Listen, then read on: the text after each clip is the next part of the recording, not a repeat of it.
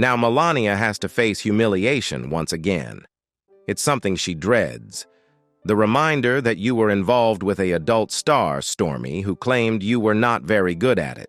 Trump's actions have caused quite a stir within the GOP, and Melania has been under intense scrutiny due to the hush money case.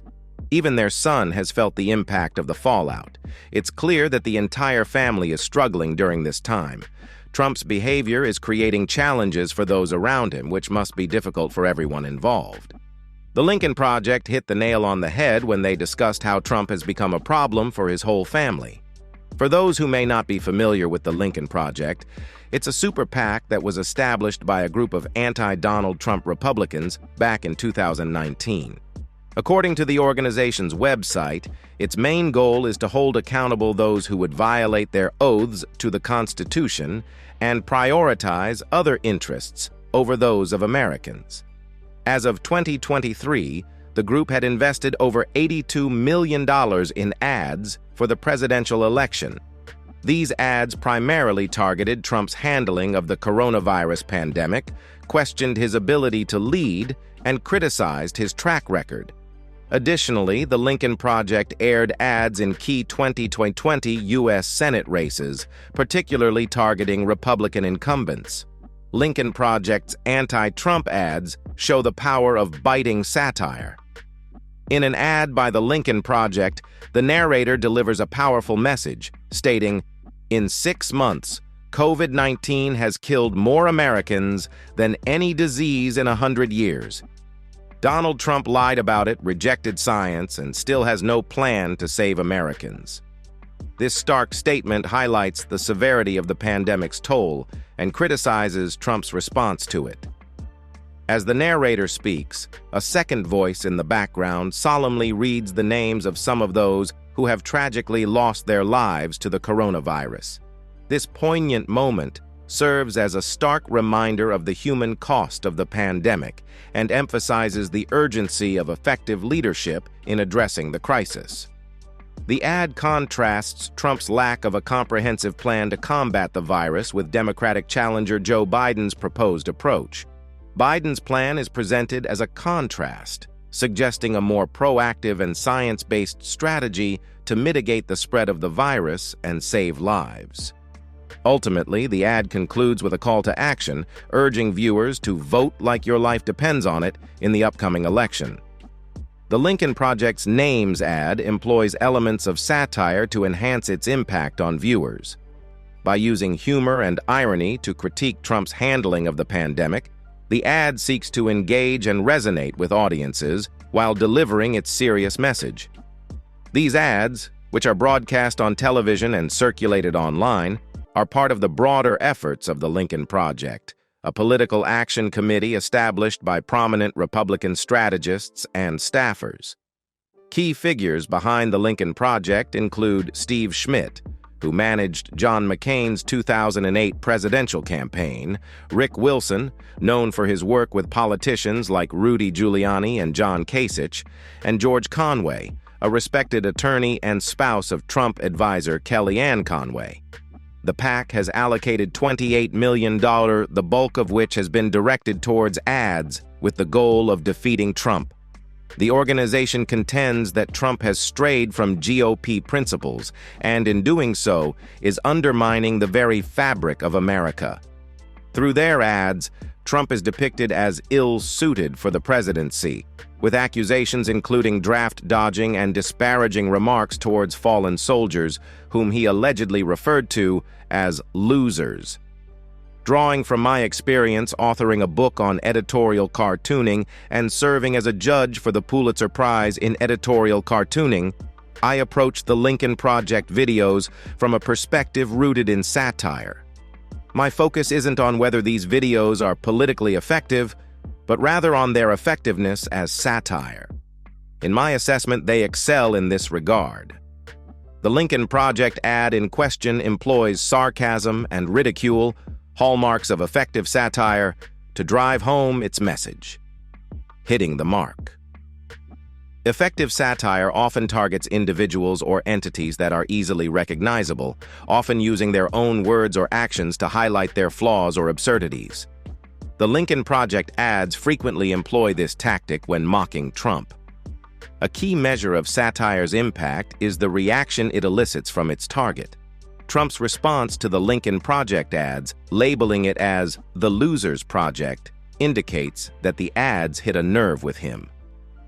However, Trump's attempt to undermine the project had the opposite effect. Following his remarks, the Lincoln Project saw a surge in donations, receiving $2 million in just 2 days. Furthermore, Trump's comments spurred the creation of additional ads specifically aimed at ridiculing him. One such ad capitalizes on Trump's claim of having the most loyal people, featuring quotes from former administration officials like John Kelly, Rex Tillerson, and John Bolton, who openly criticized Trump's competence and suitability for office. Another ad from the Lincoln Project took aim at military families and veterans, featuring American soldiers solemnly carrying the flag-draped coffin of a fallen comrade, while the narrator recites derogatory terms Trump has used to describe soldiers: losers, suckers, dopes, and babies. These Lincoln Project ads have garnered significant attention from the news media. Both The New Yorker and 60 Minutes have recently featured stories on the PAC, highlighting its mission to defeat Trump. According to Advertising Age, the ads have become a sensation during the 2020 campaign. One particularly impactful ad titled "Hospital" begins with a scene of a patient in a hospital bed, which then fades to black, accompanied by the sound of a heart monitor beeping. There is no narrator, but the words on the screen convey the message: "A death from COVID is the loneliest death imaginable." The ad concludes by directly attributing responsibility for these deaths to Trump, stating, "Over 200,000 Americans have lost their lives to COVID. We could have stopped it. His lying is killing us. We have to stop it. Vote him out." The Lincoln Project employs various satirical techniques, but with a modern twist, utilizing polished videography. Their ads gain traction on social media platforms, reaching audiences beyond traditional television viewership. One of the Lincoln Project's targets was Trump's response to the COVID-19 pandemic. Following Trump's diagnosis with the coronavirus, the Lincoln Project released an ad criticizing his handling of the situation. The ad, titled "Covita," highlights Trump's refusal to wear a mask and his mockery of those who did. It features a montage of maskless Trump at White House events, while a singer parodies lyrics from Evita. "Don't cry for me, White House staffers. The truth is, I will infect you. All through my tweeting, my mad existence, I broke my promise, won't keep my distance." While the Lincoln Project's ultimate goal of defeating Trump on November 3rd remains uncertain, it has already left its mark on the tradition of political satire. In 2023, Lincoln Project released another interesting "Trump Smells" ad. The Lincoln Project has unveiled a new ad targeting former President Trump, tapping into the social media buzz surrounding the Trump Smells hashtag. Shared with a caption that reads, "Is that you, Donald?" along with the Trump Smells hashtag, the ad was posted on X, formerly known as Twitter, by the anti-Trump organization on Saturday. In the 40-second ad, viewers are presented with a series of scenes depicting notoriously unpleasant odors, such as garbage dumps, animal waste, soiled diapers, and moldy cheese, all in jest aimed at Trump, the leading contender for the GOP presidential nomination in 2024. Titled "Limburger," the ad is the latest release from the political advocacy group, primarily consisting of Republicans, with the aim of thwarting Trump's White House ambitions. Set against the backdrop of various malodorous scenes, the ad features audio of someone sniffing and coughing in response to the smells. At one point, as the camera pans to Trump Tower in New York City, a deep voice can be heard commenting, accusing the former president of having an unpleasant odor. The voice of comedian Kathy Griffin then chimes in, stating, "The Donald has a distinct smell. It's like body odor mixed with a scented cosmetic product." Towards the end of the ad, a nondescript female voice is heard sniffing, coughing, and making a face of disgust, while the background sound of buzzing flies adds to the scene. She then queries, Donald, is that you? The Hill has reached out to the Trump campaign for their reaction to the ad. The Tasha Trump Smells hashtag has gained momentum following a recent post by former Reppers Adam Kinzinger, Last on X, where he remarked, "I'm genuinely surprised how people close to Trump haven't talked about the odor. It's truly something to behold. Wear a mask if you can." In response to Kinzinger's comments regarding Trump's purported smell, a spokesperson for Trump retorted to The Independent earlier this week, stating, "Adam Kinzinger farted on live TV and is an unemployed fraud.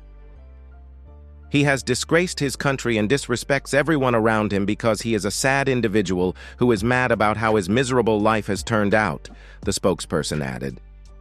Most recently, Lincoln Project launched a new ad comparing Trump and Putin after Navalny's death. In the wake of the passing of Russian opposition figure and vocal critic of Vladimir Putin, Alexei Navalny, in a penal colony, the Lincoln Project, an anti-Donald Trump super PAC, released a scathing new video likening the right-wing leaders as twins. Navalny's demise was reported on Friday following his alleged loss of consciousness after a walk in prison. President Joe Biden attributed Navalny's death to Putin, stating, "Putin is responsible for Navalny's death, whereas Mr. Trump has refrained from commenting on the matter." Expanding on Mr. Trump's silence, the Lincoln Project crafted an ad accentuating similarities between him and Putin. Vladimir Putin is a murderer who eliminates dissenters. Donald Trump respects this trait in him. He seeks immunity to wield similar powers. The super PAC captioned the ad on X. The narrator in the ad opens with, "Why does MAGA love Vladimir Putin so much? He reminds them of someone they love," and continues, "Both are pathological liars," before providing an example. In the video, a translation of Mr. Putin's statement, "We will be aiming at denazification of Ukraine," is followed by a clip of Mr. Trump asserting, "I think it was an insurrection caused by Nancy Pelosi." The January 6th Select Committee concluded in its final report that the former president was the central cause of the Capitol riot. The narrator interjects, "Both harbor disdain for democracy," as footage of Mr. Trump and Mr. Putin shaking hands is displayed. "Both resort to violence to undermine law and order," the narrator asserts, cutting to a video of Mr. Trump addressing a rally in Washington, D.C. on January 6th, proclaiming, "We will never give up, we will never concede. You don't concede when there's theft involved." The narrator further remarks, "Both degrade women," as the ad briefly shows the Access Hollywood bus footage where Mr. Trump infamously remarked, "Grab 'em by the pussy." The ad then depicts the Russian leader conversing with a man, with the translation underneath stating, "I'm not a woman, so I don't have bad days." It transitions to the interview scene between Megyn Kelly and Mr. Trump, as a recording of his disparaging remarks about the journalist plays. "There was blood coming out of her wherever."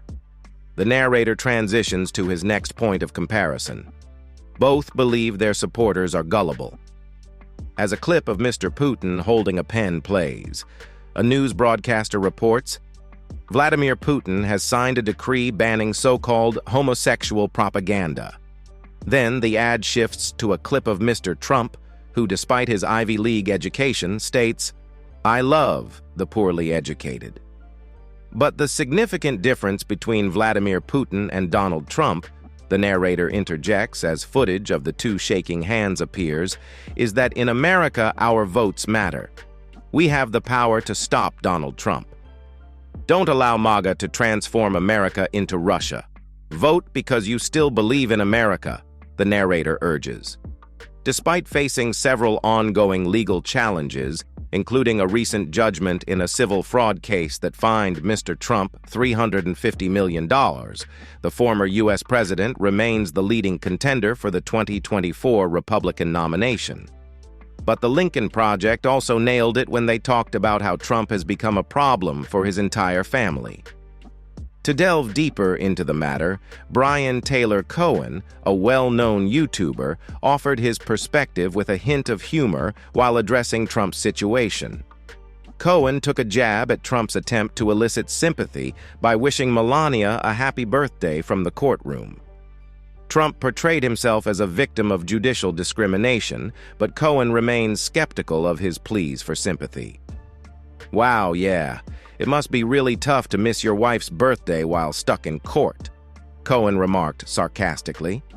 He then reminded Trump of the reason for his trial, his involvement in multiple affairs, including with Stormy Daniels and Karen McDougal, and the subsequent efforts to conceal them during the 2016 election by falsifying business records to hide hush money payouts. Using Melania to garner sympathy seems ill-advised, especially considering Trump's own controversial actions. Without these scandals, he could have spent more time with his wife instead of facing legal troubles. The situation highlights the absurdity of Trump's behavior and the irony of someone who once preached family values now facing charges for indiscretions, including during his wife's pregnancy.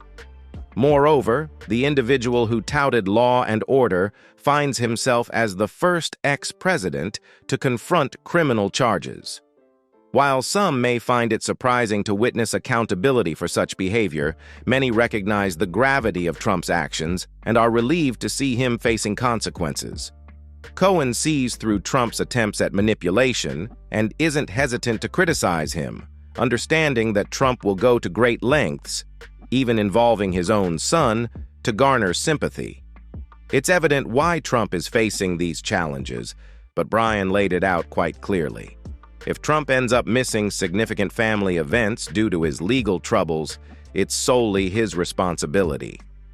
Perhaps he'll have to explain to his son that he was preoccupied with covering up his affairs and hush money deals instead of being present at graduation. Breaking the law entails facing consequences, even if it means missing crucial moments.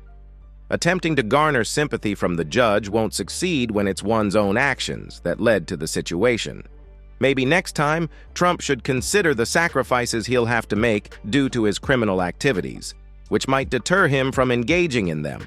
Trump's actions not only disappoint his family, but also leave his supporters feeling betrayed. Trump shared a message with his supporters from the court, expressing frustration. "This is what took me off and takes me off the campaign trail because I should be in Georgia now, I should be in Florida now, I should be in a lot of different places right now campaigning, and I'm sitting here and this will go on for a long time. It's very unfair."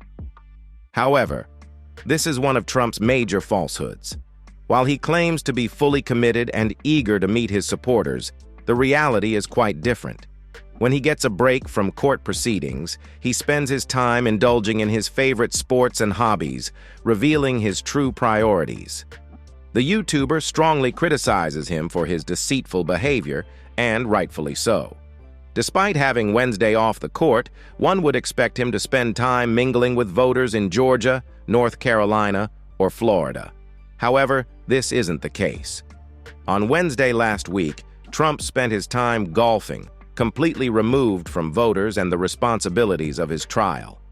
It's becoming increasingly evident where Trump's true priorities lie, and it's clear he's not diligently following court orders or fulfilling his obligations. Instead, he's grasping for any excuse to avoid the courtroom. Cohen offers a way out for Trump, but let's be clear. Even if he genuinely wanted to campaign in Georgia or Florida, the fundamental point remains unchanged. If you want a normal schedule, don't engage in criminal behavior. Brian is spot on. It's not the judge's duty to accommodate someone facing criminal charges. If you want the freedom to live your life without restrictions, then it's simple. Don't break the law. But Trump, despite being a grown man, knowingly chose to engage in illegal activities, and now he's facing the consequences. It shouldn't be surprising to see someone who claims to lead the so-called law and order party facing legal troubles. His complaints about the cold weather are just another example of his tendency to whine about trivial matters. This is the same guy who's often portrayed as the tough alpha male, yet here he is, complaining about being chilly. It's ironic, considering he grew up in New York, where winters are much colder than a courthouse in April. Comedians haven't hesitated to mock him for these absurd claims, highlighting the inconsistency in his character. While he tries to present himself as a man of the people, Willing to roll up his sleeves and get his hands dirty, his complaints about the cold reveal a different side of him. So here we are again, facing another day in a freezing courthouse. "It's ridiculously cold in there, almost like it's on purpose," Trump complained. "They can't seem to get the temperature up. It shouldn't be that hard, but nope, we're stuck with a freezing courthouse. And they expect us to just deal with it as if it's no big deal. Well, let them keep handing out these excuses. It's all part of their rigged trial." The comedian seized on this point, poking fun at Trump's complaints and suggesting that if he claims to be just like the average American, people should remember this incident. After all, how many ordinary folks would make such a fuss about the temperature in a courtroom? Alvin Bragg certainly sees through Trump's antics, and the case against him is only getting stronger, leading to further embarrassment. "You won't testify, you'd mess it up, you're going to lose, a loser, you're going to be convicted, a convict, and you're going to pay if you have any money left, of course. Conviction isn't too far off if you see his foolishness." Donald Trump found himself in hot water once again. A judge slapped him with a $99,000 fine for violating rules about discussing people involved in his hush money case in New York. The judge even warned that if he repeats the offense, he might end up behind bars. Prosecutors accused Trump of breaking the rules 10 times, but the judge ruled it was 9. Trump's displeasure was evident as the judge delivered the decision. This ruling is significant because it demonstrates that Trump can't simply act with impunity. Despite his claims of presidential immunity, the judge's decision underscores that everyone, even a presidential candidate, must adhere to the law. However, the judge made it clear that breaking the rules is not acceptable, regardless of the circumstances. While acknowledging Trump's right to free speech, especially as a presidential candidate, the judge emphasized that everyone must abide by the rules, even if they disagree with them. This isn't the first time Trump has faced consequences for disregarding rules. He has previously been fined for violating a gag order in another case. The latest ruling came during the second week of Trump's trial in New York, which centers on whether he and his associates paid individuals to keep damaging information quiet during the 2016 election. Despite Trump's denial of any wrongdoing, his reputation as a habitual liar precedes him, making him the only president in history to face a criminal trial. Fred would be disappointed. Perhaps Trump's troubles are self-inflicted, stemming from his own criminal behavior. Abby Phillip of CNN skillfully exposed the flaws in Donald Trump's numerous defenses in less than a minute. Each excuse, from claims of immunity to accusations of bias, was dissected on screen as she systematically refuted them. Trump's defenses, ranging from asserting immunity to alleging political persecution, appeared increasingly weak under scrutiny. Even his argument of absolute immunity faced scrutiny from a judge during a federal appeals court hearing, highlighting the potential consequences of such a broad claim. Trump's attorney argued that a president could only be prosecuted after impeachment, a position met with skepticism. In the midst of these legal battles, Trump is confronted with multiple criminal cases, including charges related to his attempted coup, mishandling of classified documents, interference with election results, and hush money payments. Additionally, he faces civil fraud and defamation lawsuits. Despite these legal hurdles, he remains the frontrunner for the 2024 Republican presidential nomination. However, his actions are only serving to harm his own party in the long run. Donald Trump's behavior is causing havoc for his family and friends.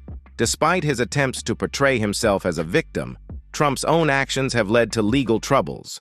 From questionable dealings with adult film stars to contradictory stances on law and order, comedians have ridiculed his ridiculous excuses, and his legal defenses are crumbling in court.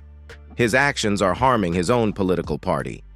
It's time for him to face the consequences and stop dragging his family, supporters, and the nation through his mess. What are your thoughts on Trump's tactics and lies? Share them in the comments below. Don't forget to subscribe to stay updated on the latest developments in Trump's trials and political landscape. Thanks for joining us. Until next time, bye for now.